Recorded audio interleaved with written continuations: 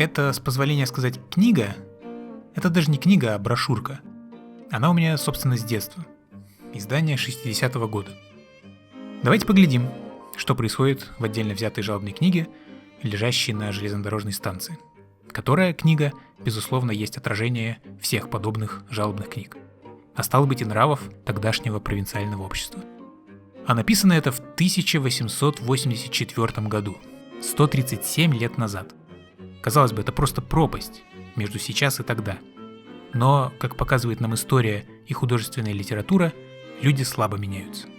Поехали. Лежит она, эта книга, в специально построенной для нее конторке на станции железной дороги. И мы видим иллюстрацию. Деревянное здание этой станции, поезд и какой-то отцепленный вагон. Захолустно, тихо и бедно. Основные настроения, которые излучает эта иллюстрация. Итак, ключ от конторки хранится в кавычках у станционного жандарма.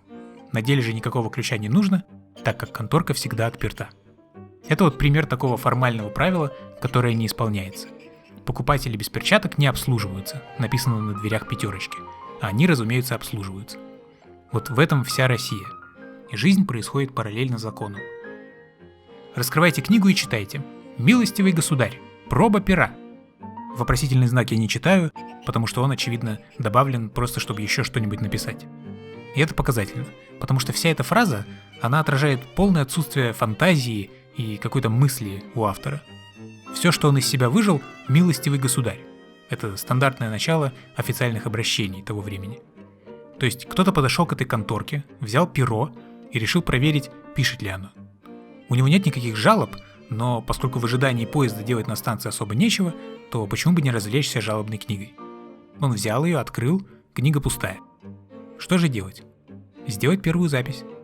Я тоже иногда читаю жалобные книги в магазинах, на почте. Очень познавательный жанр. За каждой записью видны живые люди наших дней.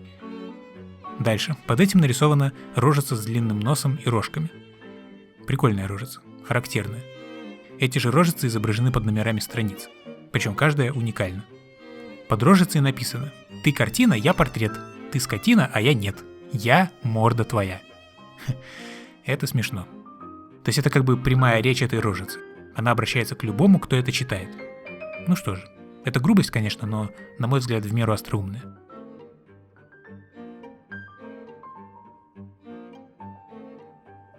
Подъезжая к сей станции и глядя на природу в окно, у меня слетела шляпа. И Ярмонкин. Это вот карикатура на такого претенциозного, напыщенного человека. Безграмотный текст и совершенно излишнее указание на то, что он, видите ли, глядел на природу. И в конце концов абсолютно абсурдный повод оставить запись в жалобной книге. Слетевшая от ветра шляпа. Кто виноват-то в этом? Только ты и виноват. Но человек этот настолько напыщен и полон собой, что не в силах смириться с собственным промахом, он не придумывает ничего лучше, кроме как написать об этом в жалобной книге, переложив тем самым ответственность на работников станции, станцию в целом, да и весь этот проклятый населенный пункт. Кто писал, не знаю, а я, дурак, читаю. Это мне очень нравится. Есть люди, которые физически не способны сказать о себе плохо, даже в шутку. У них просто какой-то блок. Мне кажется, что способность к самоиронии – это очень ценная вещь. Оставил память начальник стола претензий Коловроев. Опять же, скучающий работник станции ходил-бродил по ней взад-вперед и, набредя на жалобную книгу, решил развлечься, увековечив себя на ее страницах. Оставил память. Это ведь желание каждого человека – оставить о себе память. Возможно, для этого мы и делаем все, что делаем. Строим дома, рожаем детей, создаем произведения искусства или выцарапываем что-то на стене дома. Оставить какой-то отпечаток себя, чтобы не пронестись, как ветер, бесследно, а жить потом еще хоть какое-то время в том, что ты сделал. Приношу начальству мою жалобу на кондуктора Кучкина за его грубости в отношении моей жены. Жена моя вовсе не шумела, а напротив старалась, чтобы все было тихо. А также и насчет жандарма Клятвина, который меня грубо за плечо взял. Жительство имею в имении Андрея Ивановича Ищеева, который знает мое поведение. Конторщик Самолучшев. То есть встретились три скандалиста, кондуктор и вот эта пара. И, будучи скандалистами и грубыми, склочными людьми, они развели склоку. Собственно, с чего началось? Кондуктор что-то сказал жене. какую-то грубость. Что это могло быть? Я подозреваю, что она типа задела его мешком или слишком медленно шла, что-нибудь такое супер банальное. Ну и началось. Муж вступился за жену, и вот уже срач на весь вокзал, и к нам подходит жандарм и грубо берет мужичка за плечо. Судя по иллюстрации, жандарм тут самый хладнокровный и ничего особенно грубого, скорее всего, не делал. Но мужик скандалист и снова поспешил оскорбиться. Интересно, что он отсылает к своему барину и характеристики, которую последний может ему дать. Неужели конторщик Самолучшев действительно зарекомендовал себя как спокойный, неконфликтный человек? Или он просто надеется, что барин его поддержит? Никандров социалист. Видите, поскольку населенный пункт, очевидно, очень небольшой, такие сплетни имеют смысл. Напишите в жалобной книге в пятерочке, что Никандров социалист. Никто не поймет, о ком это вы. А тут все друг друга знают. Видите, какой Никандров статный товарищ? Может быть, он студент. И вместо того, чтобы учиться тому, чему учат, читает дурные книжки и рассуждает о возможности победы социализма в отдельно взятой стране. Находясь под свежим впечатлением возмутительного поступка, проезжая через эту станцию, я был возмущен до глубины души следующим. На моих глазах произошло следующее возмутительное происшествие, рисующее яркими красками наши железнодорожные порядки. Далее все зачеркнуто, кроме подписи. Ученик 7 класса Курской гимназии Алексей Зудьев. То есть, что тут произошло? Некий юноша, горя искренним возмущением, хотел изложить в жалобной книге возмутившее его происшествие. Не знаю, драка или хамство, что-то произошло в общем. И вот он начинает, находясь под свежим впечатлением, бла-бла-бла, перечитал и понял, нет, что-то не так. Зачеркнул. Давай заново. Обратите внимание, он каждый раз начинает заново. Проезжая через эту станцию, я был возмущен. Опять не то. Давай по новой. На моих глазах произошло следующее возмутительное происшествие. И опять не то. Вот не то. Черт возьми. Ну вот просто нету. Вот у него в душе протест есть, а сказать он не может. Остается только подписаться, чтобы хотя бы все знали, что это он тут негодовал. Это как выложить ВКонтакте фотку с митинга, ничего не написав при этом по сути. Просто чтобы все знали, что я такой молодец был на митинге. В ожидании отхода поезда обозревал физиогномию начальника станции и остался ею весьма недоволен. Объявляю о сем по линии. Неунывающий дачник. Видите, этот дачник действительно выглядит достаточно неунывающим, с шариками и все такое. Я вот думаю, действительно ли подобные хулиганские записи были сильно остроумнее теперешних, или тут все же дело в Чехове? Я знаю, кто это писал. Это писал МД. Тут же кто-то не преминул настучать на дачника, сдианонив его. Такие вот местечковые интрижки. Господа, Тельцовский шулер! Видимо, кого-то этот Тельцовский обыграл в карты, и проигравший решил отыграться на нем таким образом. Я не очень понимаю, кто изображен на иллюстрации. Кто из них Тельцовский? Или может это иллюстрация в том плане, что чувак слева шепчет людям справа о том, что Тельцовский шулер?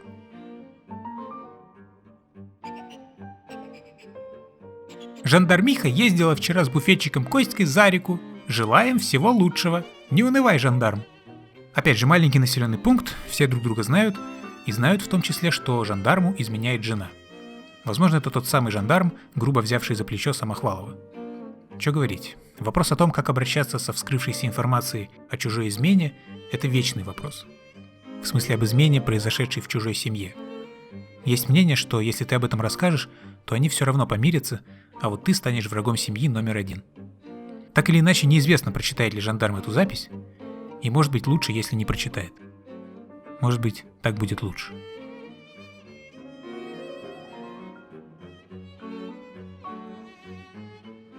Проезжая через станцию и будучи голоден, в рассуждении чего бы покушать, я не мог найти постной пищи.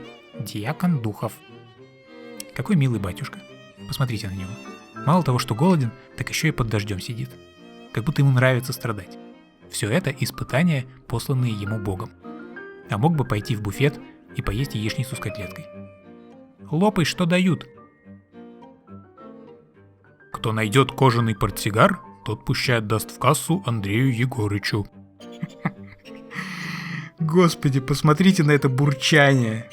Из-под этих усов просто бурчание разносится на всю эту станцию. Бу-бу-бу-бу-бу. О, боже мой.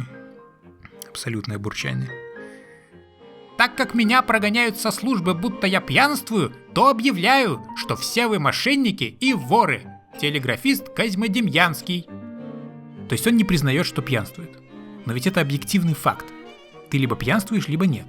Видимо, он считает, что он иногда выпивает, но это не пьянство.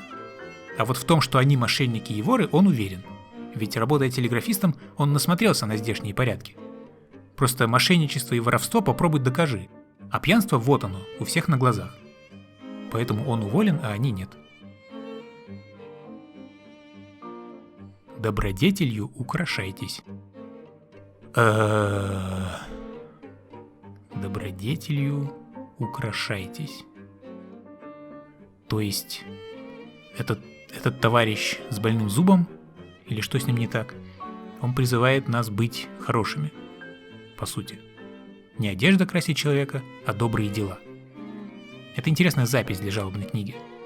То есть ее, видите, уже мало кто использует для жалоб, а скорее она превратилась в такой дореволюционный твиттер, где каждый коротенечко пишет то, что у него на уме. Вот и следующая запись. «Катенька, я вас люблю безумно». То есть как на асфальте и стенах домов можно встретить признание в любви, так и тут влюбленный юноша оставляет этот крик души на страницах жалобной книги, ожидая, видимо, что объект его чувств это прочтет. Это заставляет думать, что населенный пункт этот настолько мелок, что жалобная книга на железнодорожной станции – одна из заметных точек интереса для всей округи. И Катенька это неминуемо однажды ее откроет. И последняя запись. Прошу в жалобной книге не писать посторонних вещей. За начальника станции Иванов 7.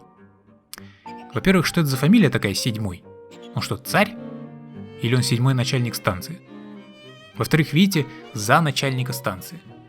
Я знаю, что в Советском Союзе не говорили начальник станции, хозяин земли. Говорили начальник на станции, хозяин на земле. Но это было в Советском Союзе. А это-то царская Россия. Там тоже, значит, было такое вот сложное отношение к собственности и ответственности. Так или иначе, хоть ты и 7, а дурак. И действительно, это вот мужские такие отношения. С самого детства мальчики друг друга задирают. Беззлобно, просто потому что они мальчики. И им нужно как-то самоутверждаться и показывать свой авторитет. Держать друг друга в напряжении некотором, чтобы не превратиться совсем уж в неженок. И, видимо, это идет дальше. И подрастя, один мальчик, козыряя должностью, призывает к соблюдению правил, а другой его троллирует.